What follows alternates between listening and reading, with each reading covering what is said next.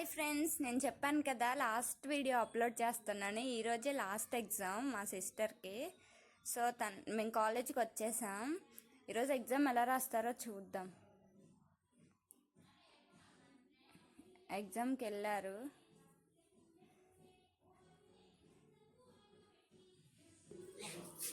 వచ్చేసారు guys. Exam ఎలా రాశారు మర్చిపోయారా? చెప్పండి. అన్ని ఎగ్జామ్స్ కొంచెం ఏదో అలా